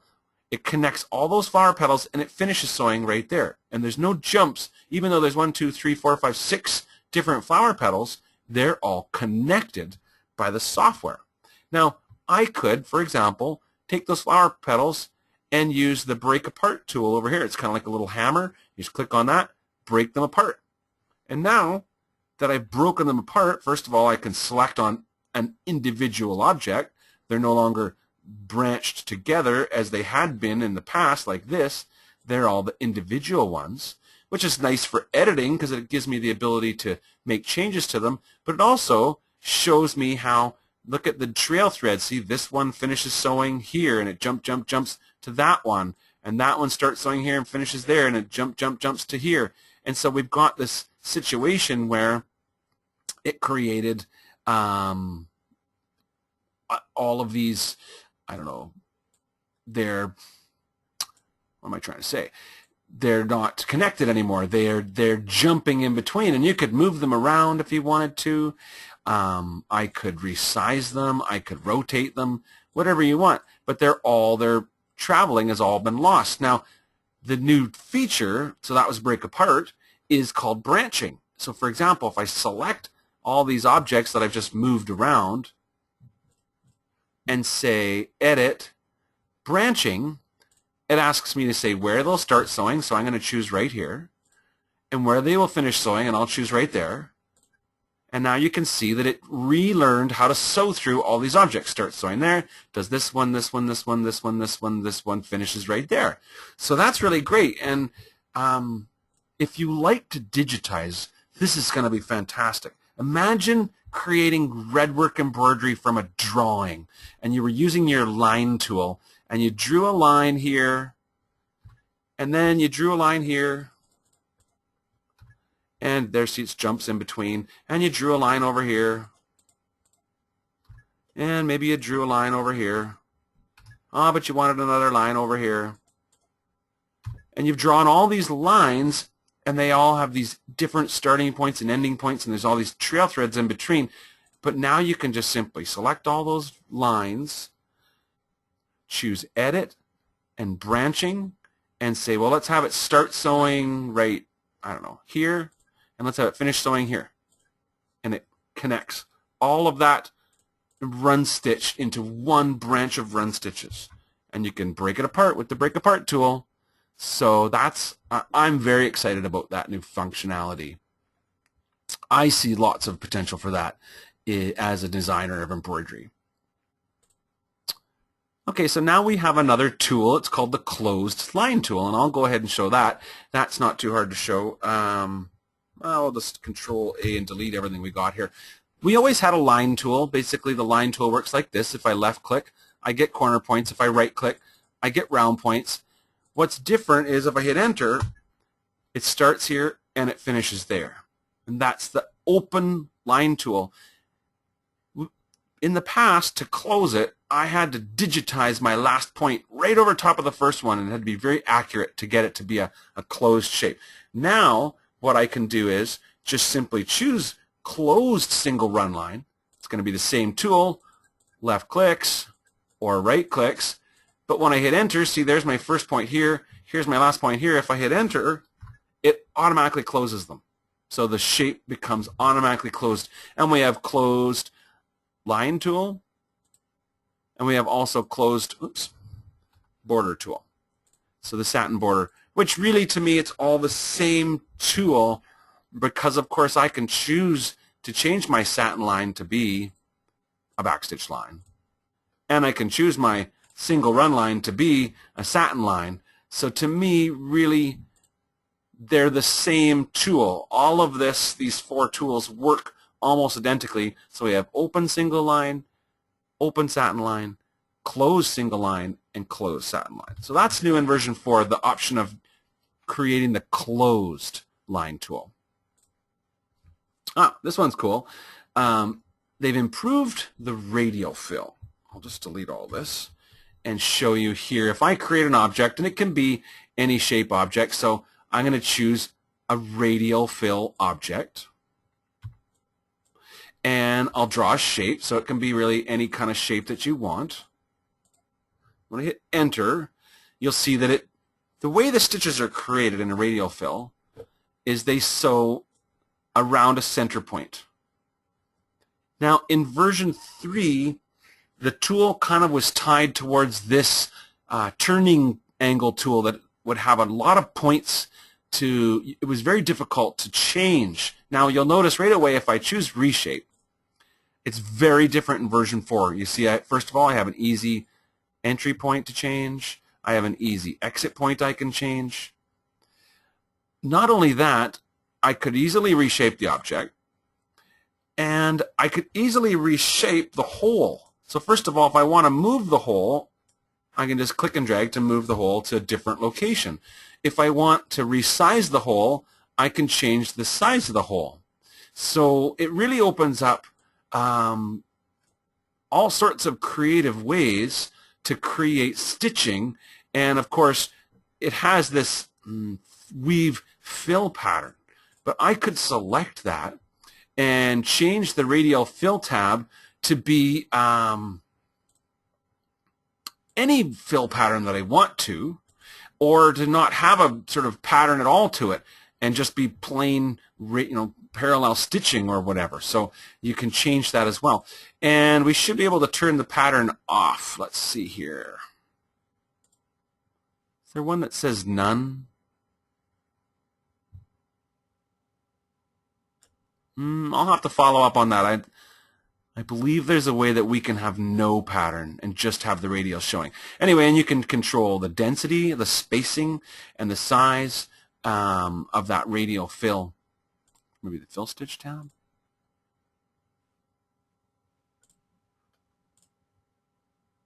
Yes. Anyway, so you can really have fun with this new radial fill tool. It's for creating stitches that travel around a radius. And again, I can make that radius be any size and move it to be anywhere that I would like it to be. And that becomes the place where the stitches rotate around. So maybe my shape's a little bit odd because it has two sides, but I'm sure you can see how you can be very creative with that tool. Remember, I'm only showing the new tools. There's lots of cool tools in the program. All right, so what's next? The new splitting guide. This is really valuable. I'm going to go ahead and take a second to just... So I'm going to select this tool. To me, this is such a valuable thing because we do, with the digitizer software, we have, I guess, for example, you've got let's just take the MC10000 and the Giga hoop. All right, so here you have a hoop that has a left-hand side, the blue hoop, and the right-hand side, the red hoop. Now, if I was to just try and have some embroidery, and maybe what I'll do is just put the word Janome across my hoop. And say OK. And we'll make it big enough to fill kind of both sides all the way across a Giga hoop. Now in version 3, and if you were attending my Digitalk classes, the last class I did, which was the last class that I plan to teach in using version 3, we went through the features to do splitting of designs for Giga hoop, splitting of designs for macro hoop, and then we did multi-hooping. And I showed how you could work around some of the issues, but the issue here is I have an embroidery object that's not on the red hoop and it's not in the blue hoop. It goes on both sides of the hoop. And if I was to try and write this onto my card right now, I get a big old error. It says no objects were covered by the hoop. The problem is this object is not inside of the red or inside of the blue hoops. And in version 3, it was a little bit fiddly to fix it. But now in version 4, it's very easy. I simply go to Combine Mode, and I have a new tool here that's called Create Splitting Guide. And I just turn it on, and I can draw a line that says, this is where I want you to split it. When I hit Enter, the embroidery turns green, which signifies to me that it's been covered by one of the hoops. I can turn my Combine Mode off. And now if I try and write the design to my card, it's going to find my embroidery card, and it actually has a new interface now that it shows me that the design 1 will be the JAN, and the design 2 will be the OME, and it does all the work of preparing the designs and flipping them for the opposite side of the hoop and everything, and I could simply choose to save those designs. So the idea is I got to create the splitting guide. Now let's just try and expand upon this. So I'm going to say open, and this design is a good example of a design that creates problems for these multi-position hoops because of the run stitch. This is that very traditional style of embroidery, bunch of fills with a bunch of run stitches around them, and the run stitch usually comes last, and it sews around the whole lady a couple times usually. And so, for example, if I was to choose my MC11000, choose my macro hoop, which is also a multi-position hoop, and I'll just move the design up and enlarge it to be, fill out that embroidery hoop. And what happens is the run stitch of this outline, if I try to write this to my card, it tells me some objects are not covered by the hoops, and if I continue, it'll leave those objects out. It'll save the design, but it will not save all of the objects. They just get lost. And there is a tool that you can use to split this tool right here, split block. And in version 3, we learned about using it. But in version 4, we simply choose our combine mode, choose to add a splitting guide, and in this case, I could just simply draw a line across the person somewhere in that area where the two designs are, where the two hoops are overlapping. Hit enter, and now you can see that. Here, I'll undo that. See the area that's black? That's the outline that I'm talking about, that it's not in the blue hoop, it's not in the green hoop, it's a run stitch that goes all over both hoops. You just choose the splitting guide, and voila, it's ready to sew. So to me, that's really brilliant. They finally, Janome's really done a great job with creating this. It's going to make a lot of people very happy. Because now we have the ability to save these designs. And again, when you write it to the card, it comes up with this new interface that shows you what will be in the first hooping, what will be in the second hooping, and what will be in the third. See, the third comes back for a little bit of that run stitch. Now, and again, with the Digitalk classes, I got into a little bit more about how this all works and how you can use group to try and control, what parts go in which hoopings. But I can tell you, at the end of class, I'll spend another couple minutes and talk a little bit more about the Digitalk classes in case you're interested in that and what I do. On the topic of the splitting guide, it goes even beyond that, because see that one, we just split that African, that's splitting a run stitch. But in version 3, that was it. That was as far as you could go. If you had an area of fill stitch that went across the hoop like this, you had to literally redigitize that part of the design to fix it.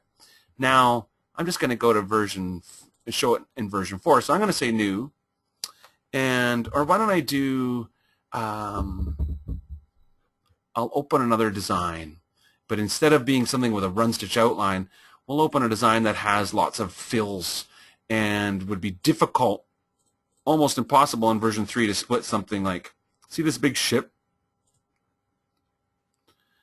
All right, let's open that design up. Let's choose my macro hoop. Let's rotate my macro hoop. Let's select the design, move it over here, and resize it to fill up the macro hoop. And why don't we stretch it out to get it to really fill it out. And again, if I try and write this onto a card, I get an error. But if I choose to do a splitting guide, and I just simply draw a line across the center like that, it breaks apart all those objects, and then I would be done. Now I'm ready to save it to the card. So if I say write to card, you can see here what it does. So it'll illustrate to us how it's taken that large area that was a piece of weave fill that went across both sides of the hoop, and it splits it up based upon the line that I drew, based upon the stitch angle of the areas. And so you can see here the different areas and how they got split up, and then it's going to take, this would be hoop first position, then move your hoop down second hoop position, and then back to hoop position 1 again to finish sewing the design. That's how it would sew. And so you can see here that it not only can divide a lettering, It can divide a run stitch. It can also divide a parallel weave fill. One more thing I'm going to show about this is what if you have, and again I'll go with the macro hoop, what if you have an area of weave fill, and why don't we make it even more challenging and we'll make it an embossed fill. Let's just see exactly how it looks. So I'm going to choose a fancy patterned embossed fill, and the stitch angle of this fill is going across the shape like this. See this? So even if I divide it like this, it can't split on the stitch angle. It has to cut the shape. And I want you to see what it does when I do that. So there I've created the piece of weave fill. Now I'm going to go to my combine mode and add the splitting guide and say I want you to split it basically down the middle. Looks like it's ready to go. So now we're going to choose write to my card, and then we'll see how the software, I want to show this because it does such a good job. And I've seen other programs where it just kind of slices them, and you get a mark. You clearly have a bit of a line that you can see where the fills have been sliced. And this is a little bit more than what you're thinking. So here you have, this will demonstrate it for you a little bit. I'm just going to zoom in. So there is the stitch angle. See that? It's divided along the stitch angle. But here where it had to cut the embroidery, can you see what it did? It actually went, because remember it was also, I went for an embossed pattern because I wanted to see how it would handle that. And you can see here that it's divided that in such a way that when you sew this together, if you get both sides of the hoop, you know, like sewn, that you won't even be able to tell that that fill had been split because it didn't just make a slicing line down it. It's got a way of, I guess, blending those together. So I thought that was really great new feature in the new software. So now I've left kind of the biggest thing to the, I have just a couple more slides to go through now. And that's good because we're almost 2 hours into class. But the next thing that's really very exciting is, of course, Digitizer version 4 is coming with Corel Essentials. The program fully interacts with CorelDRAW.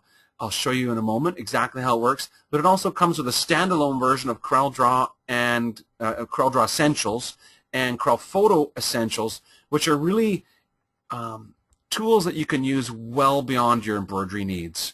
And hopefully you'll be able to find out a little bit more of those. Now, what I'm going to do is show you, I guess I'm just going to delete this embroidery object. Why don't we close this screen and close the boat and close all the empty designs that we got here before we go on. I know when I teach I just love to open 1.5 million designs, and so here we just have one design, which is fine. You can have several designs open. It's just I find it tends to slow things down if I open up 25 designs and have them all with graphics. And okay, so here at the top we have a little pencil that says switch to graphics mode. I'm going to click on it.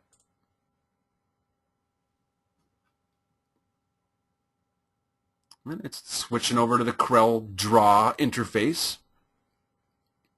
And now I basically have the CorelDRAW functionality on my screen, but I have, you can still see the embroidery that I had created in my embroidery hoop is there. So, and if I want to, I can just simply switch back to embroidery mode, and it's kind of works like that. You can just switch back and forth between the two. Now, I'll start a new design. Maybe I will open a design. Let's open up something like this beach chair. Where did I see it there? Here. So open up an embroidery design. And let's take that embroidery design and switch to graphics mode. So it's going to go ahead and switch over to the CorelDRAW mode, and I can still see here's my embroidery design where it is. And for example, here's the show embroidery. If the embroidery is in my way for any reason, I can hide it.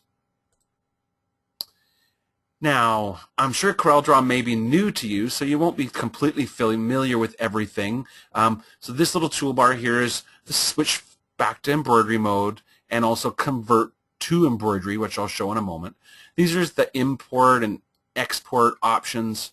Down on the left here we have our sort of toolbar with select tool, reshape tool. We got some drawing tools. I'm going to show you a couple drawing tools. We got some vector shape tools. And then we got all sorts of additional sort of fancy things. And I'll be happy to help you learn about all of this. Now, this in the middle here is sort of like tool options. So this will change, the contents of this tool area will change depending on what tool I select. And instead of an embroidery hoop, you have like a page. It works more like printed materials. Nevertheless, I'm going to choose import. And so you can see it comes up on there, and it comes with, I don't know, several hundred, I think I heard 700 or something like, but it comes with several folders of Corel graphics. And this is one of the things that's so fabulous about having CorelDRAW built into your embroidery, is that you're no longer limited by just the BMP or JPEG artwork that we were in version 3. Now we can use CorelDRAW files or Adobe Illustrator files or Photoshop files, all sorts of different graphics. And basically you just select a graphic. Here's a CorelDRAW file, and I'll say import. And then I have to click to where I want to put it on my screen, and it's a big fancy sun, and so I'm just going to resize it to be a little bit smaller. And so there you have my sun up in the sky above my chair. And I'll just simply click on this now. If I have the hints, I'm just going to close the hints to show I have this object manager. And with object manager, it's a little bit like the sequence view of Digitizer. It actually says this sun is actually a group of 16 objects. And I could look at that. I could see each individual piece of the sun if I wanted to. But I just wanted to show you that's what it is. It's a group of objects that we see as one individual kind of graphic. Now notice when I have a vector on my screen, I get a button. When I've selected vector, it says convert selected graphics to embroidery. So we'll go ahead and click on that. Switches us back over to embroidery mode, and we can see here that it's created our little sun. Now, maybe I'll just hide the hoop for a minute so you can see what I've created. So it created that sun based upon the vectors that were in the artwork. Now, and they're still embroidery objects, and I have the ability, like any time I do automatic digitizing, to start selecting those objects and changing their stitches or changing anything I want about them.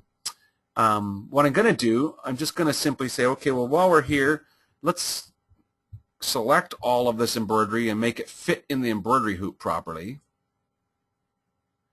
And then switch back over to graphics mode so that we could keep creating graphics. So the idea is you can build these vectors. And now, this is a drawing tool here, freehand draw. If I choose freehand draw and I just simply draw shape, you can see here that I've drawn my shape. If I click on my color bar, I can fill it in with a color. This is my outline tool here. I could create a fatter outline if I wanted for it. So whatever it is, I just drew a shape. And it's basically just that. I left click and drag and draw a shape.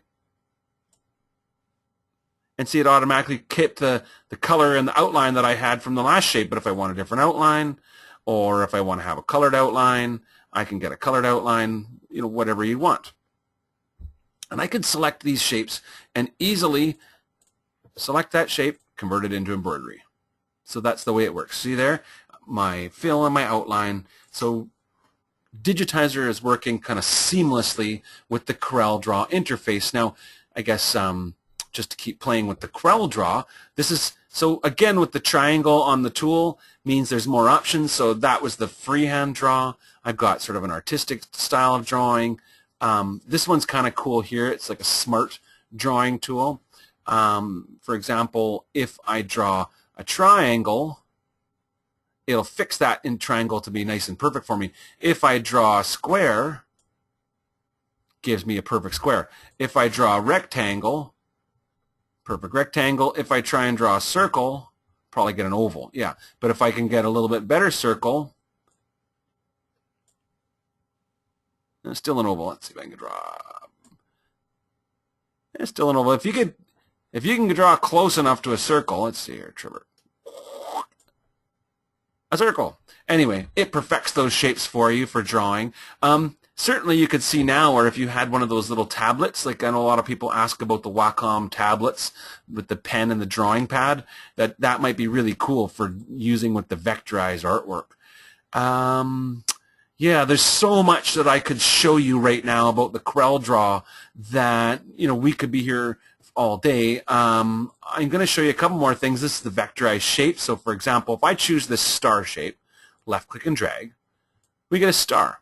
Now, notice here, this is the tool options, right? And, for example, there's my star. It's a 5-point star. I can change that star to be a 6-point star or 7-point star if I want to. And I can change all sorts of things about the star based upon the numbers up here. And that's basically how it works. And remember, whenever you have an vector selected, you just click on this button here to convert it over into embroidery. Let's go back to graphics mode again. So if I draw a shape like this, and then I draw this similar shape again, and this time I make that one be a different color, and I use this tool here, which is called blend. I can create kind of a blend in that. I could, for example, change the number of times, the number of steps in between. So it was 20. If I make it 40, I'm going to get a more accurate blend. I could change the outline to be a very fine line, something like that. If I was to right now click on this and move it over, we're having a very special visitor in our class today. Let me show you here this. Converting this into embroidery, I thought this looked really cool. So basically, oh, better hide the embroidery hoop. Look what it did. Anyway, I love the CorelDRAW aspect of it. And I've got a little visitor here. She's still in her pajamas. I hope you're enjoying today's class about Digitizer software, and this is Reese. She's visiting her daddy in his home-based embroidery studio. Sunset Stitches is the name of my embroidery studio, and Digitalk is the name of the classes. I teach a new digitizing class every 2 weeks, and you can find out more about those classes by visiting my website or sending me an email. Something else that's very important that I need to tell you about the new version of Digitizer, and that is this. It's probably the best part of all. I have created a new training DVD for version 4, and the good news is it's included in the box. When you buy version 4, you will automatically receive the training DVD that I prepared. I go through every single tool of the program, both CorelDRAW and Digitizer, and show how to use them. The video is actually 10 hours long, and it includes a quick start guide.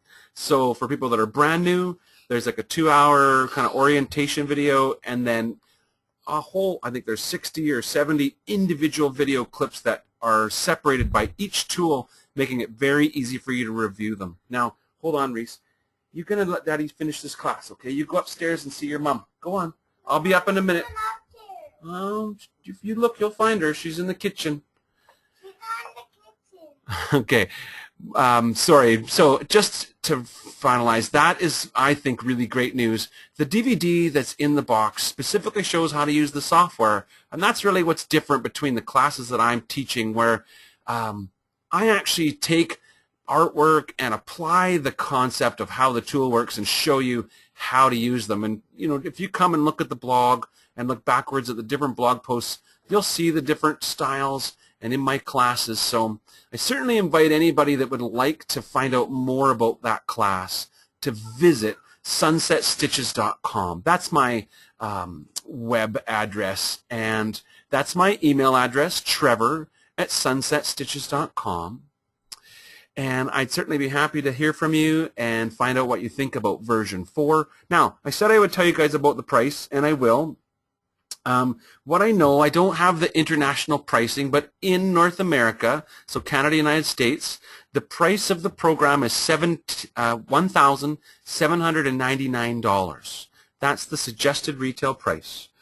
The upgrade from version 3 to version 4 is $399. And so there's also an upgrade if you have, junior and you want to upgrade to pro. I forget how much that is. I think it's $13.99. Digitizer Junior costs around $500. I was just simply provided with the list prices. Please understand, I do not sell Janome Digitizer software. I only teach people how to use it, and support it. And I have many, many stores that I work with to help them, and I invite everybody who's got a sewing store to contact me and participate in the Digitizer workshops. You can subscribe your customers to follow along with my classes. You can use them in the classes in your store. And so that's the class today about learning to use Digitizer version 4 with me, Trevor Conquergood from Sunset Stitches, and I really hope that you enjoyed the class. I hope you're very excited about Digitizer version 4. I hope that you'll quickly rush off and call your Janome dealer and say, I just saw this new class, and how quickly can I get it? I understand availability is October 1st, at least in Canada, United States. That was what I was told. And I believe the dealer needs to receive training in Digitizer MBX software before they can sell it. So that may be dependent on whether or not the dealer has, certainly anybody who has attended Janome Institute would have already received that training.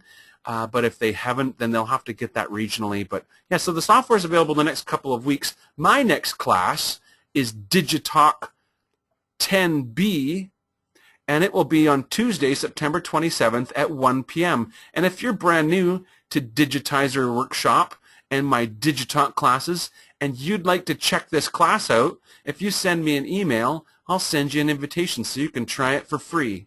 And if you're not available on September the 27th at 1 p.m., if you send me an email, I can send you a link to download the class so you can see what we're talking about and just what it's like to be part of Digitizer Workshop. In closing, I also want to let you know that everybody who's attended or registered for today's webinar will be receiving a link from me by email to download this class. And you'll be able to download that starting sometime tomorrow. So just don't rush and ask me where it is, because it takes me time to finish processing the video and preparing the printable class review. I also have permission. I'm going to include the release notes from Digitizer so that you can actually see in there all of the specifics that were provided by Janome and Wellcome about the software and what's new. So that's everything I can tell you. I welcome you to contact me, and I certainly hope you enjoyed today's webinar, and thank you very much for attending.